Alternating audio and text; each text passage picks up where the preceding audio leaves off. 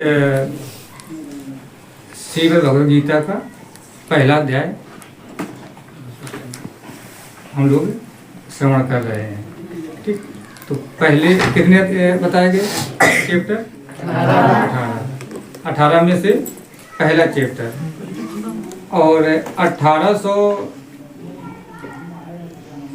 Chapter में लगभग 700 श्लोक हैं, लगभग 700 श्लोक हैं, और जिसमें से पहले चैप्टर में 46 श्लोक हैं। पहले चैप्टर में तो पहला चैप्टर क्या पढ़ा गया था? धर्म क्षेत्रे कुरुक्षेत्रे समवेता युयुत्सवः, ये था। मामका पांडवाश्चैव किम कुर्वत सज्जया,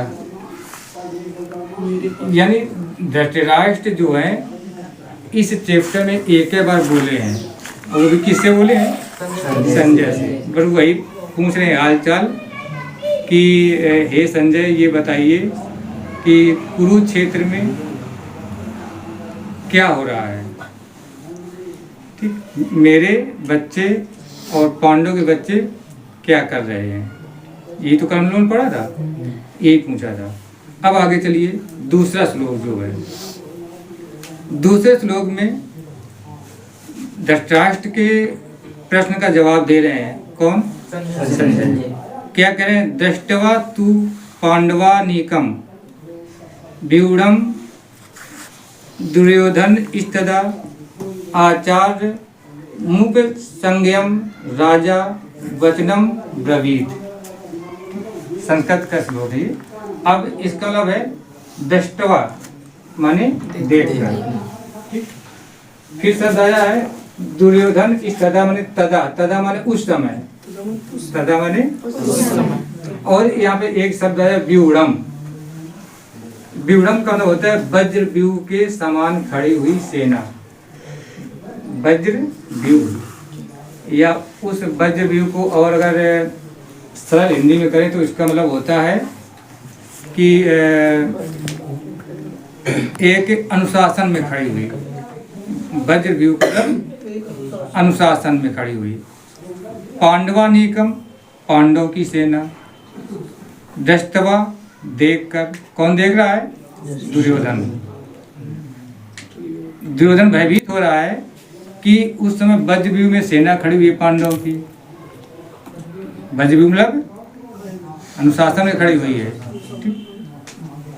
तो माने और आचार्य मुप संज्ञम, यानी अपने आचार्य के पास जाते हैं। कौन? दुर्योधन। आचार्य कौन थे? दुर्योधन के आचार्य कौन थे? द्रोणाचार्य। गुरु थे द्रोणाचार्य जी। द्रोणाचार्य जी के पास उपसंज्ञम माने पास जाकर दुर्योधन अपने आचार्य यानी द्रोणाचार्य जी के पास जाता है और बोलते हैं राजा। कौन बोल रहे हैं? दुर्योधन बोल रहे हैं।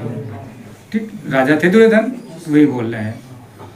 और उनके वचन को बोल करके, यानी अपने वचन उनको बोलते हैं, यानी अपनी जो व्यथा है वो बताते हैं। किससे? गुरु से, द्रोणाचार्य जी से गुरु बताते हैं। अब क्या बताते हैं ये चलेंगे हम लोग तीसरे श्लोक पे। अब इसका अर्थ क्या है कि जिस समय दोनों सेनाएं युद्ध के लिए खड़ी थी उस समय की बात है।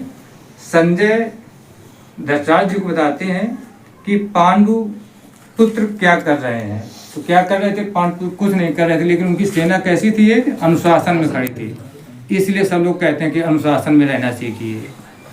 जब आप अनुशासन से रहेंगे, नियमित संयमित से अपना जीवन यापन करेंगे तो अच्छे अच्छे भय से कांप जाएंगे। कब? जब अनुशासन में रहते हैं तब। अब देखो यहाँ पर इस श्लोक से क्या तात्पर्य निकलता है कि युद्ध शुरू नहीं हुआ है, केवल सेनाएं खड़ी हैं, और केवल सेनाओं के खड़े होने के डिसिप्लिन को देख करके ही दुर्योधन कांपने लगा। पहले से युद्ध तो भी शुरू नहीं हुआ है, सेनाएं खड़ी हैं अपने सामने। उसकी सेना अस्त व्यस्त गई थी, जहाँ जो जैसे खड़ा है या जैसे अपना व्यवस्था है उसकी कुछ व्यवस्था नहीं थी, कोई रूपरेखा ही नहीं थी। लेकिन पांडव सेना में क्या थी? एक रूपरेखा थी। क्यों? आप का ये रोल अहम भूमिका अदा करता है कि आप किसके सानिध्य में रहते हैं, किससे शिक्षा ले रहे हैं और किससे सहयोग ले रहे हैं और किससे सलाह ले रहे हैं।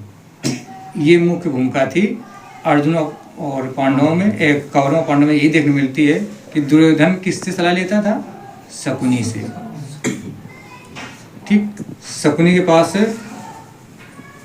क्या था, फांसी के द्वारा वो खेल करते थे, यानी उनकी जो शिक्षा थी वो जुआरी टाइप की थी।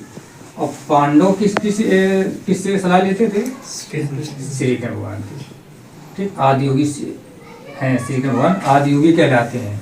तो यहाँ पर इस श्लोक से बहुत ही आप जिस तरफ जाएंगे, क्योंकि देखो गीता में है क्या, हर श्लोक के आपका दिमाग कहाँ तक जाता है, आप कहाँ तक सोच पाते हैं, उसी तर्क से आप ले सकते हैं।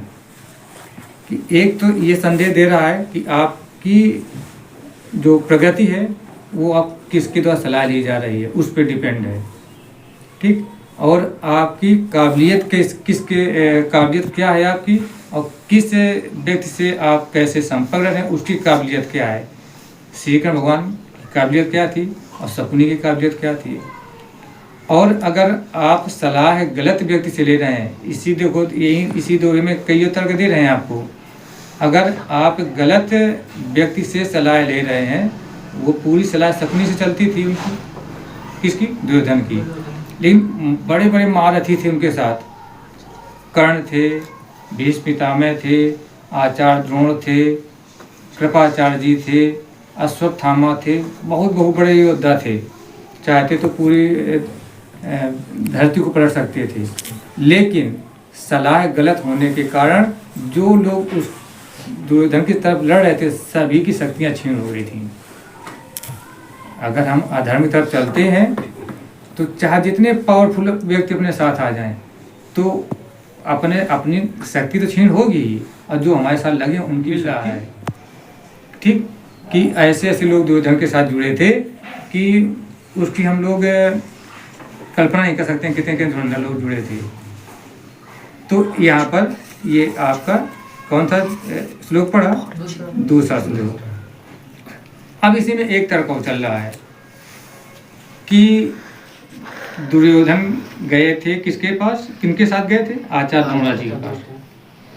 अब यहाँ पे तो फिर एक तर्क इसी में चल रहा है। एक दुए का अगर एक्सप्लेन किया जाए तो हम तो केवल 15 मिनट देंगे, लेकिन इसका एक्सप्लेन चले तो चाहे एक दिन लगा दो, एक दुए से तर्क दे सकते हैं आप। अब इसमें प्रश्न आता है कि दुर्योधन के पास क्यों, आचार्य द्रोण के पास क्यों गए थे। उस जगह कृपाचार्य जी भी थे, कर्ण भी थे, दुशासन भी थे, भीष्म पितामह भी थे। भीष्म पितामह की शक्ति सब लोग पढ़ी है कितनी शक्ति थी, इनके पास क्यों नहीं दुर्योधन गए।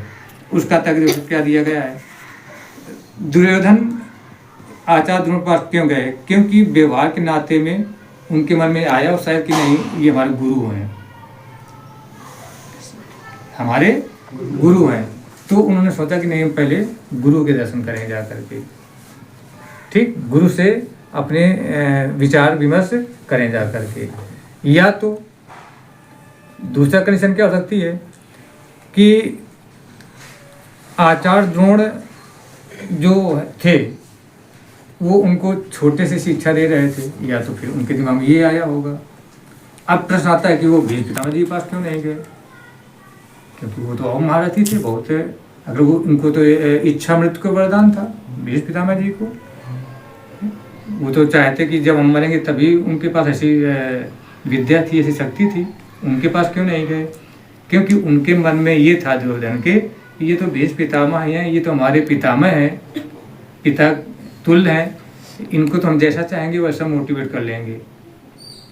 ठीक, हाथ पैर जोड़ करके इनके इन प्रकार परिवार का दबाव डाल करके इनसे तो हम अपनी बात कर सकते हैं, लेकिन अगर गुरु जी रूठ गए तो फिर हो सकता है कि कहानी खत्म हो जाए। इस हिसाब से वो गए हों दुर्योधन किसके पास, आचार्य द्रोण के पास। तो यहाँ पर इसका तर्क कुछ भी अपने हिसाब से लिया जा सकता है। और कुछ लोगों का ये भी शंका है मानने में कि दुर्योधन के मन में ये विश्वास था, वही चीज़ बता गए अभी कि भीष्म हमारे दादाजी हैं, ठीक, हमारे घर परिवार के हैं, इनको मना लेंगे, लेकिन गुरु को अगर गुरु ढूंढ गए तो हो सकता है न मना पाए, क्योंकि अश्वत्थामा कौन थे? अश्वत्थामा इन्हीं आचार्य द्रोण के ही पुत्र थे। तो हो सकते थे कि ऐसा ना हो कि ये कोई पुत्र को भी अलग ले जाए। इस हिसाब से यहाँ पे कईयों तर्क हैं कि वो सबसे पहले आचार्य द्रोण के पास गए। तो यहाँ पे क्या था, सब लोग बोलेंगे, एक इस दोहे के प्रयास करना है बोलना।